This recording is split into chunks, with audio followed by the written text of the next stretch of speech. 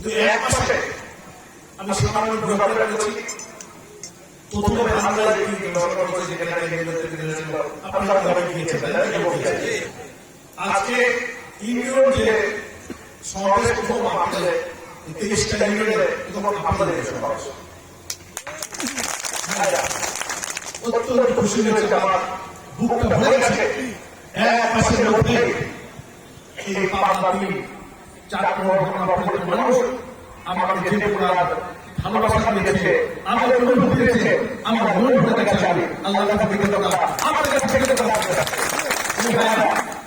আপনারা স্বল্প সময়ে ভালোবাসা দিয়েছেন, আমার অনেক স্বপ্ন জেগে গেছে।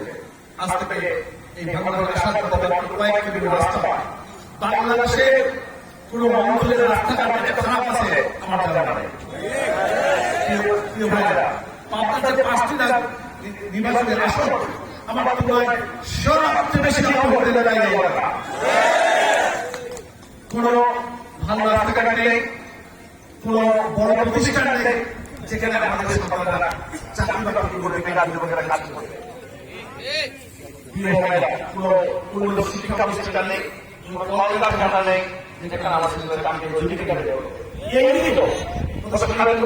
আমাদের মেধাবীরা সুযোগের সরকারের কারণে চাকরি পাই।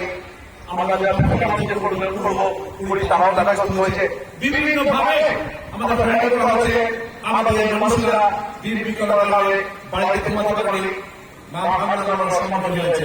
আমরা একটা বিশাল পরিস্থিতির মধ্যে দিয়ে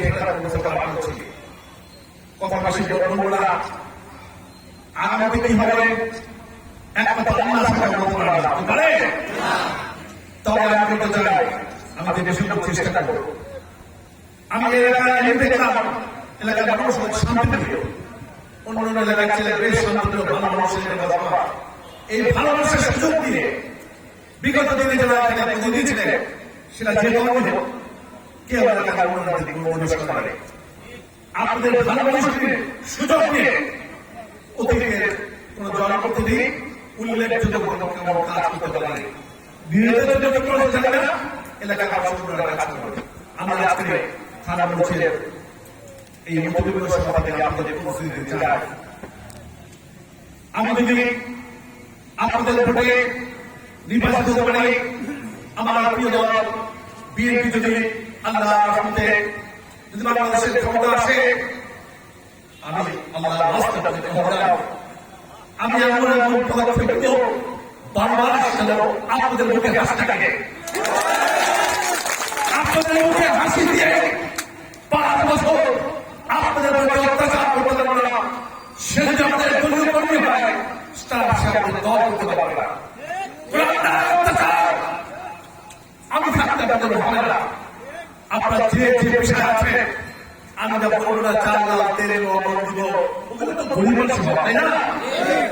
এই যে সরকারি বিভাগ, এটাকে আমাদের ধৈর্যের বিষয়, আপনাদের ধনী তাদের বিষয়, শুধু গরিব মানুষের বিষয়, সেটাই আমি তাদের প্রাপ্য হবে। তবে এলাকার যারা যুবক ভাইরা, শিক্ষিত যুবক ভাইরা আছে সহ এমন একটি মডেল বাংলাদেশের যেখানে যাবে আপনারা বুক খুলে বলতে পারবেন আপনারা বাচ্চা